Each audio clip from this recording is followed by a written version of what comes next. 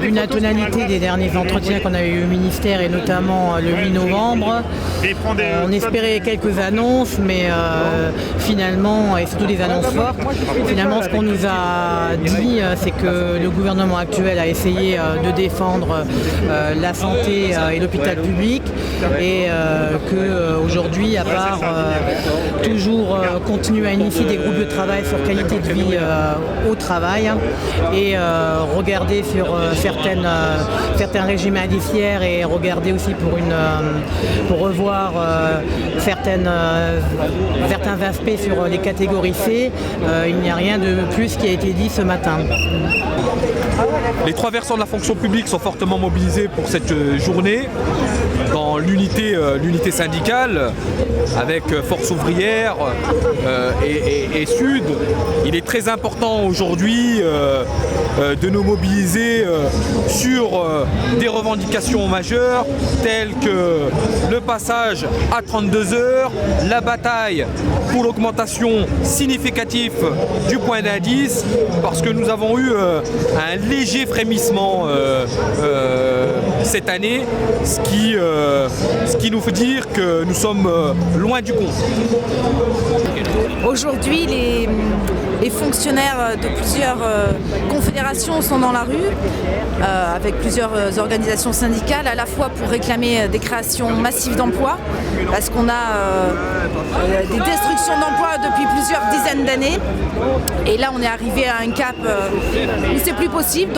Aujourd'hui, on demande une réorientation des dépenses publiques en direction des services publics, avec non seulement des créations massives d'emplois dans la fonction publique, dans les trois versants de la fonction publique, mais également une augmentation significative du point d'indice qui a été gelé pendant plus de 6 ans, et qui subit des augmentations vraiment très maigres depuis les années 2000.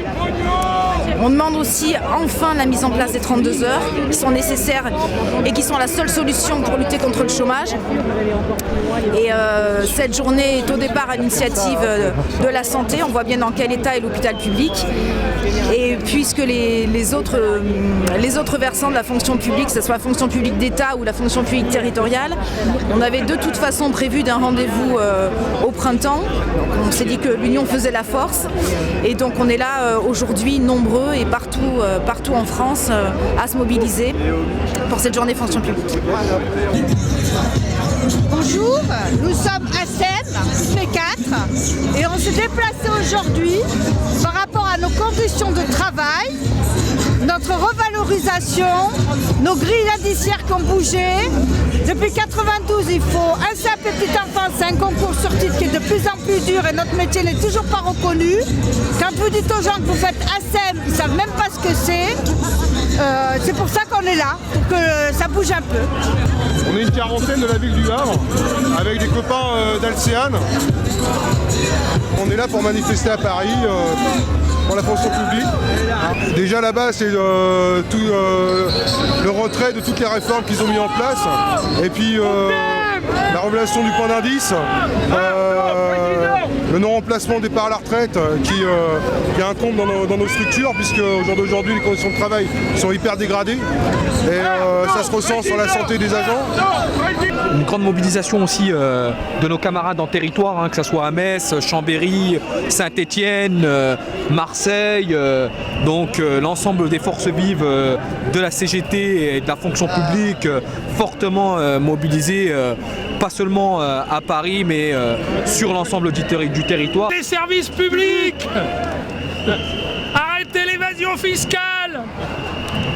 Avec 60 milliards, qu'est-ce qu'on ferait? 60 milliards pour la santé publique. On revendique en premier temps pour nos salaires, déjà, qui n'ont pas été augmentés depuis 2007, ou voire très peu, de 10 € et quelques poussières depuis 2007, donc c'est un peu fort. Mais on tape toujours sur le plus petit, donc voilà pourquoi on est là aujourd'hui.